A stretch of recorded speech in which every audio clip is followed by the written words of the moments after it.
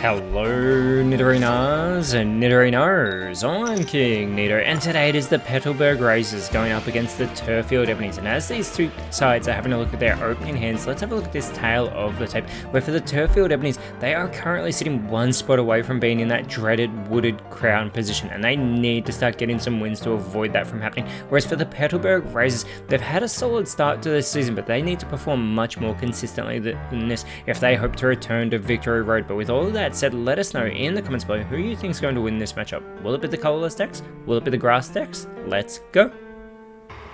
3, 2, 1, go! And starting off this matchup for the Razors, it is their Unleashed Nightfall deck, moving their Spearow into the active spot. It is the Cherubi from the Solar Flare deck of the Turrfield Ebonies, both sides with only a single basic Pokemon in their opening hands. But here we go in our game 1 of this 3-game series. As the Lyra is pulled for the Razors, they've got both Noctowls plus the Rescue Scarf and the X-Speed, sending it over to the Ebonies, who do pull their Cherrim. They cannot go for the evolution on their first turn. They'll have to wait until they come back around.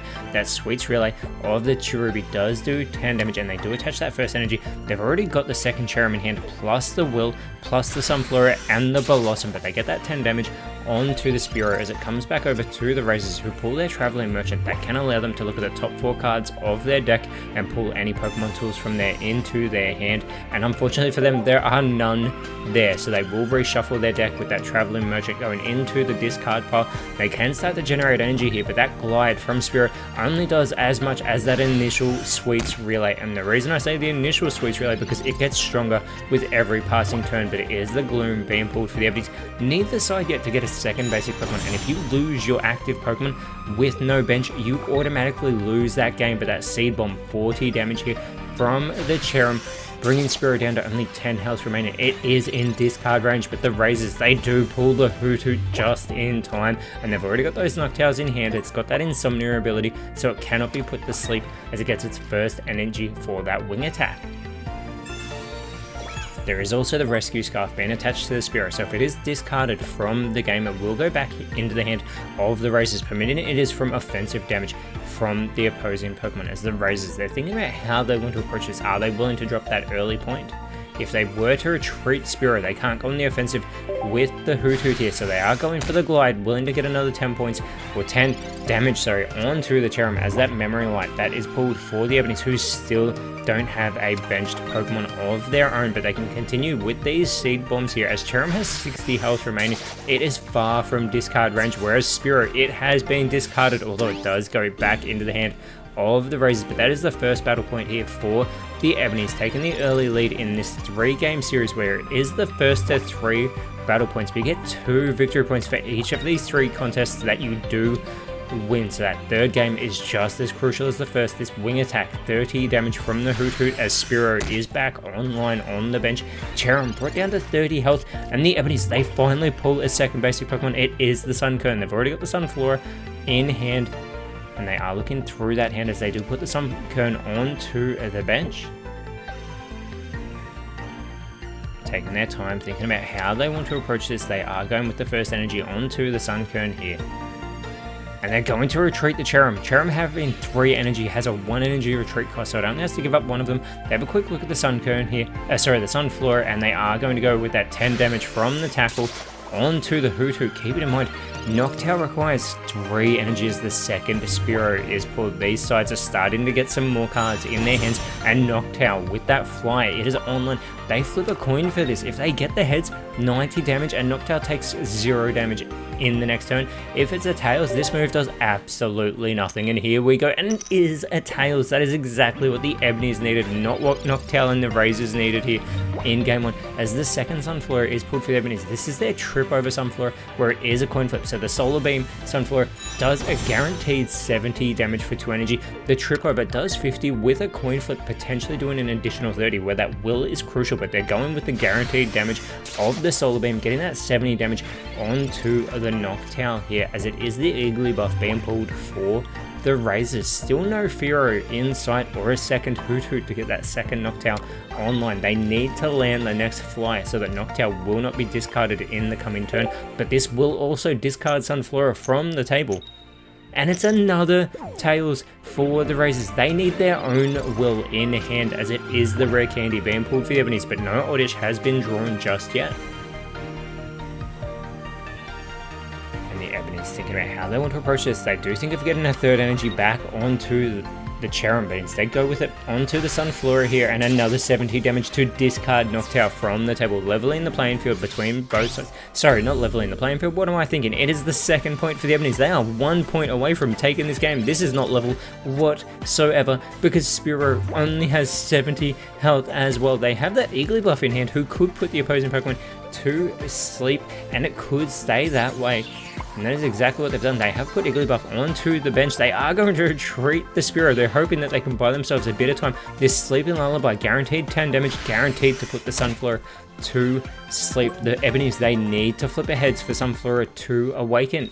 And they get exactly what they need, which is not what the Noctowl was getting, and that is a head flip. The Cherubi has been pulled for the Ebonies, but that Solar Beam makes for an easy game one for the Solar Flare deck over the Unleashed Nightfall deck, as the Ebonies are trying to get their season back on track. And as we have our first table reset, if you're enjoying what you're seeing, please leave a like and subscribe so you don't miss out on any of the action in the PokeType League TCG. But here we go with our game 2. It will be the Razors going first, and they are going to be playing their Moo Ranch deck, and they've got the Stantler and the Boufflant plus the Kangaskhan all in hand here. 3 basic Pokemon. They've got the Rocky Helmet and the Lyra.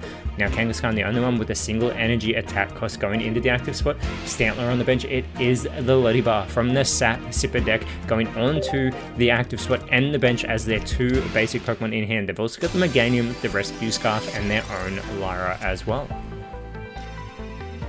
And it is the second Boufflant being pulled for the Razors. Now, there's not a great deal else they can do here, but they choose not to set up the Rocky Helmet onto the Kangaskhan just yet, potentially hoping that they may see a Ledian come into play, because that Crosscut does do additional damage if the opposing Pokemon is an evolved Pokemon. With that Bug Bite getting that 20 damage here onto the Kangaskhan following that rare candy pull as well. It is the Whitney being pulled for the Razors, who does pair up with the Miltanks within this deck. That is why it is called Memory Ranch, in case that wasn't obvious. But we do have that energy going on to Kangaskhan for that 20 damage. The Crosscut onto Leddybar here, as it will come back over to the Ebonies, and they do in fact pull their Ledian again. That Crosscut does an additional 40 damage if the opposing Pokemon is an evolution. And they are having a look at the Kangaskhan, weighing up their options here. They don't want to rush into a decision. But it will be the Ledian going onto the benched Leddybar, so this still will not power up that Crosscut from Kangaskhan. However, they are going to retreat the Leddybar, moving Ledian into the active spot. They want to keep it out of discard range, and with this punch, they get 50 damage here onto Kangaskhan as it comes back over to the Razors. They pull their Professor's Research. This will allow them to get those additional 2 cards out of their deck, and it will be the Potion and the X-Speed being pulled here. Keeping in mind, Kangaskhan has a 3 energy retreat cost. They're thinking of where to approach with this Rocky Helmet. They're going with it on the Stantler, as Stantler with that offensive that does require 2 energy. It does additional damage if it has a Pokemon tool attached to it, so that Crosscut will get the 60 damage onto Ledian, being an evolution. And it is the Bayleaf being pulled for the Ebonies. They are going to get the Rescue Scarf onto Ledian and Leddybar, so if they are discarded from energy from the opposing Pokemon, they will return to the hand of the Ebonies. So they go for the punch onto Kangaskhan here to get that 50 damage and get the first discard here of game 2. They want to take game 2 and lock up this series nice and quickly. They've only won 1 game so far this entire season, as Stantler with those enhanced horns is moved into the active spot. The second Kangaskhan has been pulled, immediately going onto the bench as well. And the Razors thinking of how they want to approach this. The enhanced horns, 20 damage plus that Pokemon tool, allowing it to do an additional 50. It is practically the reverse Skarmory here, but 70 damage, wiping Leddybar. And Leddybar, although it's not quite the reverse Skarmory because it is 20 and 30 damage, so it's actually stronger than that, but it does require the additional energy. As I go on a rambling tangent, it is the Leddybar moved into the active spot, and the Meganium has been pulled. That Leddybar has evolved now into that Ledian that returned to the hand of the Ebonies, and the second Leddybar is on the bench. Keeping in mind, Ledian only requires that single energy, so this punch can get that 50 damage onto the Stantler. But But what Ledian has to contend with is that Rocky Helmet doing that 20 damage back onto it, bringing it down to 40 health remaining. As the Razors, they pull their second Whitney, and still no Miltank with that Moo Moo Milk in sight just yet. But there is a potion that will be restoring the health of the Stantler, and one of those two Bufflin do move onto the bench. 3 required energy for that continuous headbutt there that can do 70 damage for every head flip it gets, but there is that 70 guaranteed damage from the enhanced horns to wipe Ledian finally into the discard pile, and the Razors are 1 point away from taking game 2. Ladybire in the active spot. The Professor's research pulled for the Ebonies. They want to try and get their second Ledian, if not get a Chikorita, as they do get the Chikorita, and it is the Durant Band pulled. That was way too much fun to say.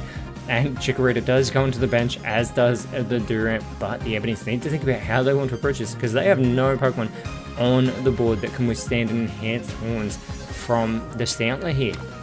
They get an energy onto the Chikorita, and they do go for the Bug Bite, that 20 damage onto the Stantler, but the writing is on the wall, or on the cards and on the table, because the Razors, they pull their giant cape, but they are free to run another enhanced horns, wiping Ladybird off the table for the 3rd time in this game to get that 3rd point for this Moo Moo Ranch deck to take the victory over the Sap Sipper deck. And as we will be going for our final table reset into game 3.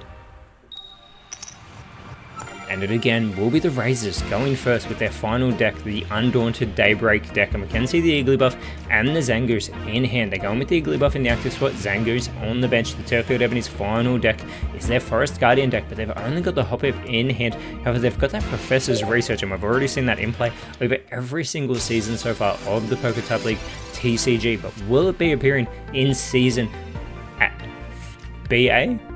It's not BA, it'll be B1, won't it? As it is the Razors, they do go with the Rocky Helmet onto the Igglybuff. They want to try and discourage the Ebonies from going on the offensive, but that Sleepy Lullaby requiring 0 energy very gently puts the Hoppip to sleep, whilst also doing that 10 damage. But the Ebonies, they do flip the heads here to wake Hoppip up. And the Ebonies, they are going to pull their Tangrowth, which is a fantastic artwork, practically telling Pokemon to just bring it. But the Celebi and the Skiploom are pulled thanks to the Professor's research. And it is the Celebi going onto the bench. They can't get Skiploom online just yet, but they need to be careful if they go on the offensive with Hoppip, but they are attaching that Leaf Cape. This does boost the health of Hoppip by an additional 30. This is a very intelligent play by the Ebonies. This allows them to go on the offensive and offset that damage for the time being from that Rocky Helmet. And we need to keep in mind every ounce of damage done in these matches does count towards the leaderboard, so that could be crucial on whether or not a side makes it into the victory road. There is the Sentret being pulled for the Razors going on to the bench. They've got their second Zangoose. They've also got a potion here, plus that Ursaring they've had since the very start, but they're going with another Sleepy Lullaby. They want that Hoppip to remain asleep. They're unaware that there is a Skiploom there that will guarantee it wakes up if this coin flip is a tails, but it is a heads, so Hoppip will awaken. And the Ebonies, they do pull the Tangela as well, already having that Tangrowth. If they can get the Jump Bluff into play, it will bring all Pokemon on the side of the Ebonies their retreat cost down to 0, including that Tangrowth, but it is going to be the Skiploom coming online. They do play the Silver, allowing them to reveal the hand of the Razors. There are no supporter cards in the hand to go back into the deck, so it will be Silver being discarded, nothing else happening, and the Bounce is going to discard Igglybuff from the board here. But that also means one of their bench Pokemon will be switched in, and they do choose to go with the Celebi, who still requires 1 more energy for those temporal leaves. There's still that Rocky Helmet damage onto the Skiploom, however. And the Razors, they opt to go with the Zangoose in the active spot. That Slash does 50 damage, but they've also got that counter attack ability that does do 20 damage to the opposing Pokemon when they take damage, very similar to the Rocky Helmet, as the Ferret that is pulled for the Razors immediately goes onto the bench. And the Slash, 50 damage into Celebi here, bringing it down to only 20 health. And we talked about that counter attack. The Ebonies need to weigh up their options as they do pull their second Celebi here. And it is the Tangrowth potentially coming online. They're weighing up their options. That Grass Knot requires 3 energy. It does an additional 40 though for every bit of retreat cost of the opposing Pokemon. So keeping in mind, an example would be Zangoose, who does have a 1 energy retreat cost. It would take 50 damage from the Grass Knot, as would Ferret in fact. But the Ebonies, they choose to place their Rescue Scarf onto the Celebi, which is a very interesting decision because we've touched on this many times. It's only when they take damage from the opposing Pokemon, not from the counter attack, so it should not go back into the hand of the Ebonies. It is getting that 40 damage onto the Zangoose, and Celebi does in fact go into the discard pile, not going back into the hand of the Ebonies. They were not thinking clearly with that one, but they do move the Tangrowth into the active spot. Still no jump off in sight. Zangoose has been brought down to 40 health. It is in discard range, but they still need 3 energy onto the Tangrowth. The second Zangoose is online as the second Sentret was pulled. Another slash, 50 damage here onto the Tangrowth. This is anybody's game. They still need 2 points each, but the jump off with that fluffy flight ability that we touched on earlier has been pulled. That brings down the retreat cost of Tangrowth from 4 to 0. As the Tangrowth does receive its first energy, and it does have that free retreat cost, jump fluff with that spinning attack capable of 60 damage onto the Zangoose to get that quick discard from the table, and the Ebonies are now 1 point away from taking not just game 3, but the entire series over the Razors. Razors can either move the Furret or the Zangoose into the active spot, choosing to go here with the Zangoose. Again, that counter-attack ability does come into play. They pull the Professor's Research, the additional 2 cards being drawn from their deck. They get the Smeargle, and they get the Memory Light. That Memory Light can be used on a Pokemon like Furret because it allows them to do the moves of their pre-evolution. Smeargle also coming onto the bench. It does have a 2 energy offensive cost, but that slash is now set up for the Zangoose to get that 50 damage onto the Jumpluff. The Jumpluff goes on the offensive. It will be discarded from the table, and it will allow the Razors to get a point. The Ebonies need to make a decision here. Do they want to go straight for the win? Because it would not allow that to happen, because Jumpluff would not be able to take Zangoose off the table if it goes for that spinning attack, but they are willing to do that. They go with the spinning attack. Zangoose is going to have 20 health remaining, but the counter attack will take Jumpluff from the board. We have a 1 point game between the Razors and the Ebonies. And it will be the Tangrowth moved into the active spot for the Ebonies as the will is pulled for the Razors, and this is the card they needed. They believed in the heart of the cards, and this allows them to retreat the Zangoose with Furret into the active spot, and the will guarantee that this Tail Smash will be a head flip, because if it was a Tails, this move would do nothing, but because it's a heads, it will do 80 damage on the Tangrowth, who has 80 health remaining, but now it has nothing. It is in the discard pile, and this Undaunted Daybreak deck takes game 3 and the series over. The Turrfield Ebonies Forest Guardian deck, and with this win, the Razors move themselves up into 4th place, as next round they are going up against the Cinnabar Blazers, whereas for the Ebonies, they're in 10th place, but next round they're going up against the Mellow Rumbles. But until then, Nidorinos, thank you so much for watching. Let us know in the comments below what cards you pulled today, and if you enjoyed what you saw, please leave a like, share, subscribe, but more importantly, always remember, send thanks, and I'll see you when you see me.